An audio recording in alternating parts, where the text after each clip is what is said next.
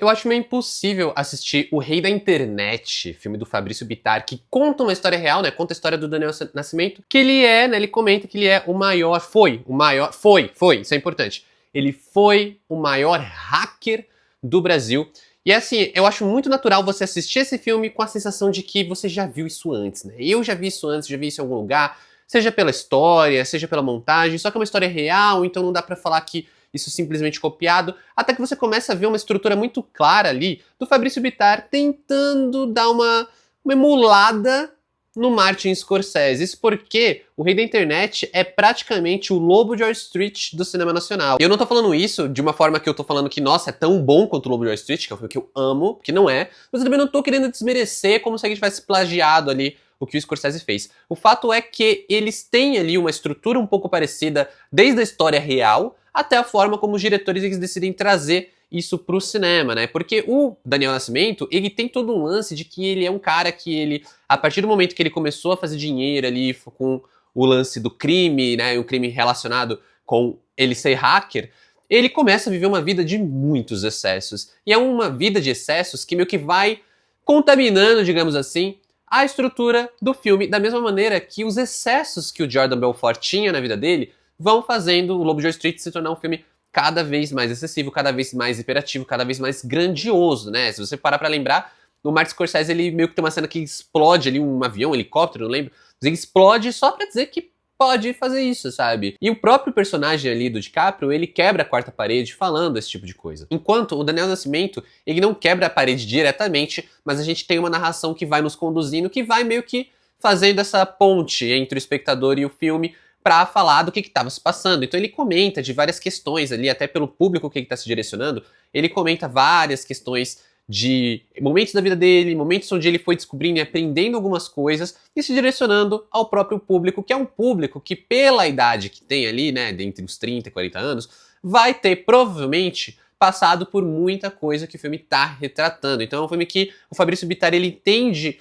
como ele vai conseguir trabalhar com a nostalgia, como ele vai conseguir trabalhar ali com a identidade do seu protagonista para fazer um filme que ele é esse filme que é cheio de corte, que ele é todo excessivo, tem uma narração que é uma narração também que não para em nenhum momento, tem várias e várias nostalgias e várias referências por minuto de coisas que a gente já ouviu falar ou de coisas que a gente viveu, como por exemplo o Orkut, né? Para você que talvez seja mais novo, não vá conhecer o Orkut, mas existiu essa rede social antes das redes sociais, que é um ponto-chave ali pro filme, né? Aparece em vários momentos, ele menciona elementos da internet, até o lance de você conhecer o computador ali, né, fazer um curso de informática, coisas que dizem respeito a uma época que ele vai trazendo ali pro filme de uma forma que eu acho que não é só muito legal pra obra, mas também dita um tom de um filme que ele precisa desse tom para conseguir se conectar com o seu público, seja de um público um pouco mais velho, que vai reconhecer aquelas referências, até um público mais novo, que tá mais acostumado com um ritmo diferente, e que nesse caso particularmente, eu acho que é um ritmo que combina muito bem com o filme. E hoje é dia de falar de O Rei da Internet, filme dirigido pelo Fabrício Bittar, mas antes, se você tá curtindo esse vídeo, aqui nesse canal tem muito mais, então já aproveita para se inscrever se você não me conhece. Aqui quem fala é o Adam, tô sempre falando de cinema aqui no YouTube, já te peço para deixar um like nesse vídeo, que isso vai me ajudar pra caramba, e também te convido a deixar um comentário sobre O Rei da Internet, comenta aqui o que você, né, qual que é a sua expectativa, se você ainda não viu o filme. Se você tá vendo esse vídeo e já viu o filme, comenta o que você achou, tô bem curioso, vou ler todos os comentários, e se você quiser trocar uma ideia direta comigo, né, mais direta comigo, vale me seguir nas outras redes sociais, @tá aí na tela e os links na descrição do vídeo. E bora aí continuar falando de O Rei da Internet, filme dirigido pelo Fabrício Bittar, estrelado pelo João Guilherme, onde ele interpreta aí o Daniel Nascimento, também conhecido como DN, né, o maior hacker que o Brasil já teve numa determinada época ali, quando a gente estava caminhando com os computadores, com as redes sociais, o Daniel Nascimento ele já estava ali derrubando servidores e causando blackouts, simplesmente com o poder ali do computador. Eu acho que desde a primeira cena ele deixa isso muito claro. O tom do filme ele é muito honesto com o espectador, porque ele é um tom que desde a primeira cena é muito transparente com o que a gente vai ver durante todo o filme. É o Daniel Nascimento falando sobre a jornada dele, é o Daniel Nascimento comentando como tudo aquilo é muito de deslumbrar, né? Porque, poxa, ele conseguiu muita grana, poxa, ele se sentia muito poderoso. E também meio que deixando claro como a internet, ela é uma arma muito poderosa nas mãos daqueles que sabem usar, né? E exemplifica isso comentando que hoje a arma mais efetiva contra um caça-17 é o mouse e o teclado, né? Não é uma outra arma, não é um outro caça. mas que sim, dá pra derrubar um servidor, dá pra derrubar um caça-17 apenas do computador. E ele comenta que a Terceira Guerra não vai ser travada ali pelos caças e sim pelos computadores. Que eu acho que é algo que se comunica muito com o momento que a gente está vivendo atualmente, né? Que é aquele momento que a gente está, poxa, a gente meio que tem uma incerteza, a inteligência artificial está aí rolando a solto, a gente não tem tanta noção dos avanços que podem acontecer ainda, a gente fica meio que na imaginação, mas cada vez com um sentimento mais catastrófico, assim, e que é algo que por um momento é capturado pelo rei da internet, mas em outro momento o Fabrício Bittar ele meio que dá um passo para trás e meio que direciona o nosso olhar ali para a história que ele quer contar, que é a história desse cara, a história desse hacker, que como ele, né, já cansei de falar que é foi o maior hacker do Brasil, e ele deixa isso também muito claro, que ele foi o maior hacker, que ele não é mais, que ele deixou essa vida para trás. E ele tem um pouco dessa coisa, dessa vida meio deslumbrada e que foi muito idealizada, né? Tudo que ele viveu, toda a grana que ele ganhou, toda a grana que ele gastou, que, como eu falei, é muito, sim, muito parecida com a vida do Jordan Belfort, do Lobo de Wall Street, né? Eu até brinquei que esse filme aqui ele é o Lobo de Porto Alegre, porque a forma como ele vai narrando toda a história dele e que vai fazendo com que a gente ao mesmo tempo seja meio cúmplice, ao mesmo tempo tenha um certo carisma pelo personagem, porque nunca ele é o cara mais babaca, e é um cara babaca, mas ele também tem o seu nível de babaquice diante de outros personagens, como por exemplo o personagem do Marcelo Serrado, que rouba muito a cena ao meu ver, né? Um personagem ali que é um ator e um personagem que traz um certo equilíbrio, porque é aquela coisa de por mais que a gente esteja acompanhando alguém que é um criminoso, alguém que é ruim, tem alguém pior, tem ali o cabeça da quadrilha. E eu acho que é uma decisão que faz sentido da parte do diretor, porque em tempos de Red Pill, vale fazer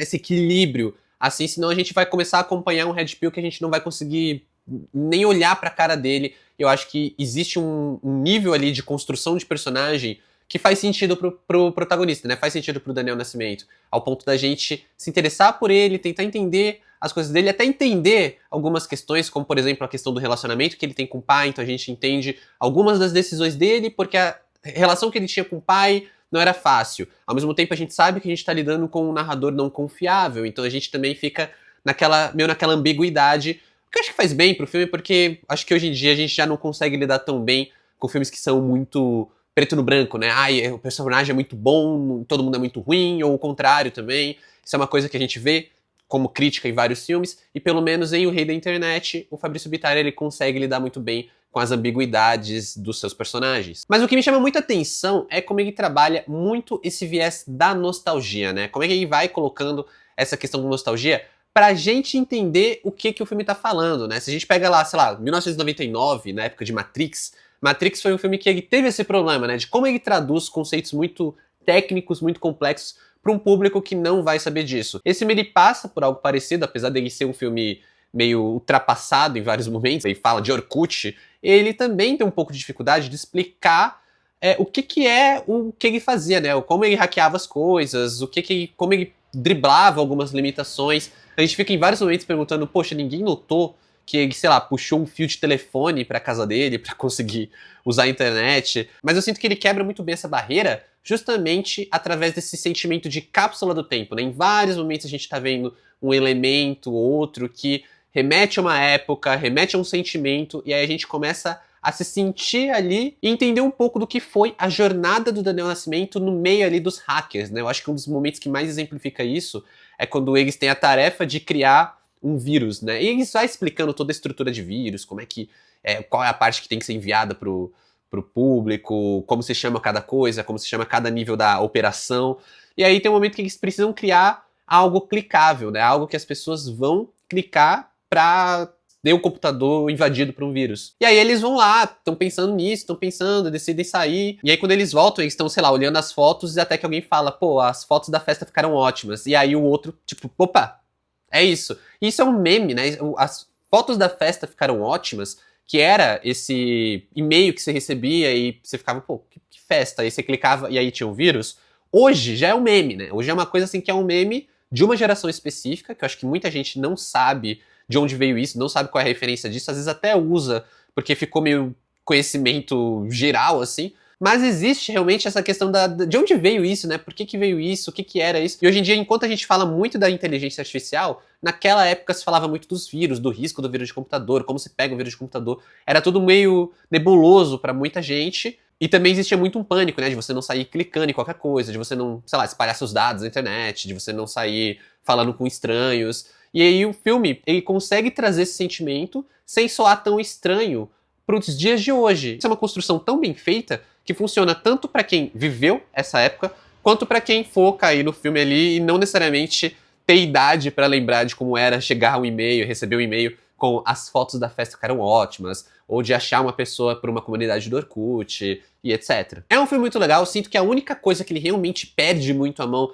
em tantos excessos é a narração do protagonista, né? A narração tem um momento que ela cansa um pouco, esse ritmo que eu falei do filme, que é um ritmo muito imperativo, ele não para em nenhum momento. Eu acho que é uma ótima montagem, né? Tem um bom ritmo na maior parte do tempo, mas chega um certo ponto que ele dá uma cansada, assim, porque ele tem muitas idas e vindas, então o personagem, ele sai de uma operação, ele vai pra outra, ele vai, muda de estado, depois dá um problema, ele volta, então tem várias coisinhas que fazem o filme parecer que ele começa a não sair do lugar, e sempre com aquela narração que ela não para em nenhum momento, né? Aquela narração que ela tá ali o tempo inteiro, meio que, às vezes até sendo um pouco redundante, falando o que a gente já tá vendo, que a gente já tá entendendo, só de estar assistindo ao filme. Então eu sinto que ele acaba se cansando, ele acaba tendo essa limitação pelos próprios excessos que fazem sentido na outra boa parte do filme. Mas no geral é um filme interessante, curiosamente ele me lembrou dois filmes com o Leonardo DiCaprio, né? Ele me lembrou o Prenda-me Se For Capaz, ele me lembrou o Lobo de Wall Street muito pelo ritmo, e apesar dele não ser tão bom quanto esses dois que eu citei, ele ainda é um filme bem interessante, principalmente quando a gente para pra pensar que a gente tá começando a trazer essas histórias pro cinema brasileiro, né? Tá começando a lidar um pouco melhor com o true crime, com essas histórias reais, e por mais que a gente possa cair no perigo da romantização de algumas histórias, isso é uma crítica que eu acho válida e um raciocínio que eu acho importante a gente ter, no caso de O Rei da Internet, o Fabrício Bittar faz muito bem. Então, para O Rei da Internet, nota 7. Eu gosto muito dessa fase que a gente tá tendo de filmes mais mainstream que estão explorando vertentes diferenciadas do cinema, né? A gente tem muita comédia ainda e eu acho isso ótimo, porque a gente tem ótimas comédias, mas eu tô achando muito legal como a gente tá entregando, né, no cinema mesmo, tá tendo uma divulgação maior e eu acho que tá chegando pro grande público filmes que eles têm uma identidade, um cinema de gênero ali mais exposto, né? No caso do Rei da Internet é o True Crime, a gente teve a própria Carne no ano passado, que é um baita terror, e esse ano a gente também teve o To Die For, que é um docudrama da corrida, que eu acho muito foda, e também que é em IMAX, né? E é isso, né? Como sempre, muito obrigado por assistir esse vídeo até aqui, valeu, falou e até mais!